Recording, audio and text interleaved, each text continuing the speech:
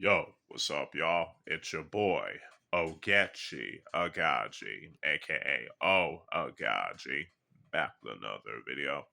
Now, before I begin, if y'all hear any background noises that and talking, that's my family. Just want to let y'all know, as I usually do. You know what I'm saying? Anyway, I'm back with another review, and today I'm going to review the 1974 Hong Kong kung fu film classic, Tai Chi Chun or Tiger Kun in Cantonese, aka the Shadow Boxer.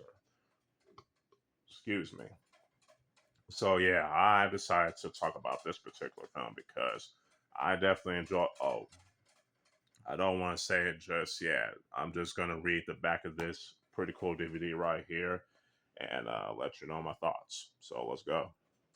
Skilled Tai Chi master Ku Ting hides his skills by working as a construction worker, but his corrupt boss and conceited son have ties to brutal gangsters. When the thugs assault his girlfriend, Ku Ting has no choice but to use his teachings to show his enemies what it takes to keep justice in line. An extraordinary display of martial arts mastery, the Shadow Boxer is legendary worldwide as the most famous and final starring role for real life Tai Chi champion Chen Wu Fu, who died at the age of 24 before its release, and whose role here has drawn comparisons to James Dean. That's dope. I gotta say, I definitely enjoyed this film. So, what I was about to say before I read the synopsis of this film, but I didn't want to give it away too much. Anyway, let's talk about the story and the characters as well as the acting in this film. Now, the story is definitely pretty good. It's pretty unique, you know what I'm saying? Especially that it features Tai Chi Chun in Mandarin or Taigik Kun in Cantonese. It's also known as Taikyoku Ken in Japanese, for those of you that don't know. Yeah, it's pretty cool that this film features, Tai Chi in this Chi, which is pretty nice in my opinion. Especially when you see, mostly like Hong Ga or Hong Kun or Wing Chun or Northern or Southern style praying mantis or what else is popular kung fu system that I can't name at the top of my head. Shaolin Kung Fu as well, you know what I'm saying, as well as Wudong Kung Fu.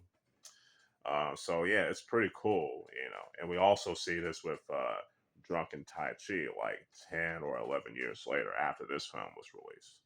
Um, the story in this film is pretty good. That the fact that you have this Tai Chi practitioner who is very skilled in the art, but decided to conceal his skills while working in construction and trying to uphold his master's teaching of patience and and forebodings. That's the word I was looking for. You know what I'm saying?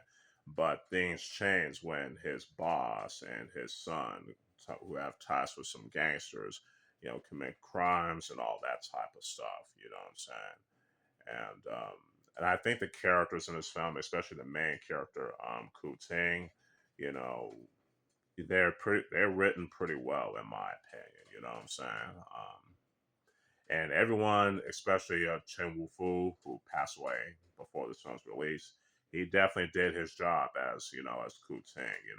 All the actors in this film did a good job. You know what I'm saying? So I can't complain on that. So the story gets a 4.5 out of 5. The characters 4.5 out of 5, and the acting definitely gets a 5 out of 5. Now, let's talk about the action. The action in this is pretty good. The choreography is definitely pretty good, especially for a kung fu film back in 1974. Especially still when the basher style kung fu films and martial arts films in the early to mid 1970s was very prominent. You know what I'm saying? But around this time, you also had like people doing some other kung fu styles like Hong Ga, Hong Kun.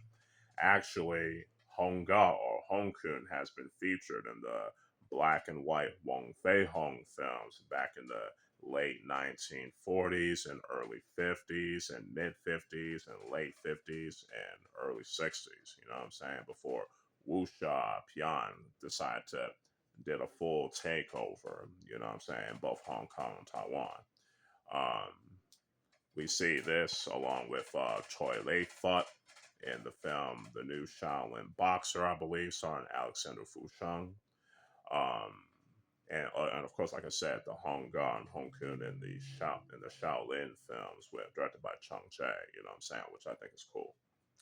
Anyway, the Tai Chi, yeah, the Tai Chi in this film was pretty cool. You know, it's choreographed very well, especially by the one and only Yu Wu Ping, who will go on to direct Jackie Chan's Snake and the Eagle's Shadow and Drunken Master in 1978, Drunken Tai Chi with Donnie Yen back in the 1980s, 1984, 85. Um, Magnificent Butcher in like 1979 with Sammo Hung, and Dreadnought in around 1979 or 1980 starring Yuen Bu, you know what I'm saying? So, yeah. And not to mention, he will direct the film Tai Chi Master with Jet Li. So, pretty cool, huh? Yeah, the fight scenes were choreographed pretty well and shot very well, and very well edited too. You know what I'm saying? And in fact, the film and the cinematography is pretty good in this film. Though, granted, it was mostly filmed in the Shaw Brothers Studios, along with in the new territories in Hong Kong and things of that nature. But for what but hey, I can't really complain too much. The cinematography makes it the setting believable, you know what I'm saying? And the lighting is not too bad either. So the action gets a 4.5 out of 5. Cinematography, same thing, 4.5 out of 5. uh Editing, 5 out of 5, and the lighting gets a 3 out of 5, or no, 3.5 out of 5. Let's talk about the music. The music, you know, pretty good. You know what I'm saying, with some of the licensed music, like Library of the Wolf music, but it does fit the film pretty well, in my opinion, which is nice. So I can't really complain too much. So yeah, music gets a 3.5 out of 5 as well. Overall, The Shadow Boxer is a pretty good mid 1970s kung fu film that I definitely rec y'all check it out. For y'all to check out at least once. You know what I'm saying? I think you won't be disappointed. You know what I'm saying? So this film gets a 4 out of 5. You know what I'm saying? And especially compared to the other Hong Kong and Taiwanese kung fu films and martial arts films in general that features Tai Chi or Taigit Kun. Um, Hopefully y'all enjoy this review. So stay tuned for more, and y'all can stay tuned for more other videos on the way. I mean, if y'all like this video, y'all can like it, share it, all that good stuff. I mean, y'all know what I'm talking about. So yeah, with all that being said, this is your boy Oaghaji, aka O Oaghaji, signing out. Peace.